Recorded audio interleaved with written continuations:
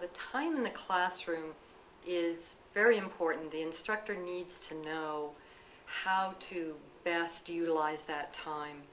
And I have to make a decision between giving what I call an information dump or information overload versus engaging the students and getting them to participate on whatever level I can in the classroom so that they start to think about what it is that they're actually learning.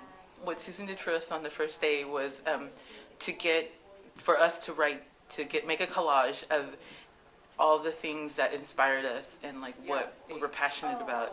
When I was talking about it, I just started like crying, and I actually had to like say like, "Oh my God, I'm sorry. I don't mean to like to cry." And they're like, Susan was like, "No, it's fine. Like it's fine. I want to know what it is that pushes you and what's your motivation." And I think that that day that we presented it was totally, was really like beneficial because I totally forgot, what it was, why I was doing what I was doing.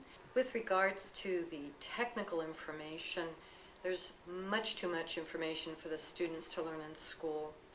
And my goal is to get them to at least be aware of the kinds of questions they need to ask, the kinds of technical information they need to look up, check out. That gives them a much better opportunity to see their designs actually get built the way they'd like to see them get built. One of the ways that Susan helps foster creativity in me was by giving me a lot of good constructive feedback. We had a project, we're supposed to do a conceptual design for a hotel lobby space, and she told me what would work and what wouldn't, and made me find creative solutions to questions such as how the space would be used, who would be using it, and the demographics and stuff. And so I had to find a balance between my creative freedom and also finding these solutions to everyday questions. I think the more feedback I can give the students, the more often, to me it's one of the reasons why it's important to have them in class, because then I can give them very real-time feedback. I can see their faces, I can see their body language. Again, that's going to promote whether I think that they are moving along a path that's going to bring them success versus moving along a path that is not really going to either answer the problem, answer it well, answer it creatively. Then I have concerns and I try to steer them from that path to another path. The earlier, obviously, in the process that I can do that, the more success everyone's likely to have.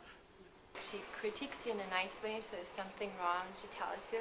But also if you have a good thought, she helps you developing it. Another way that she fosters creativity in her students is we can really see how much she cares about us. Throughout the semester, she's often here like as late as we are. She tries her best to help us out in our projects. It keeps us motivated and keeps us going when times get hard around finals.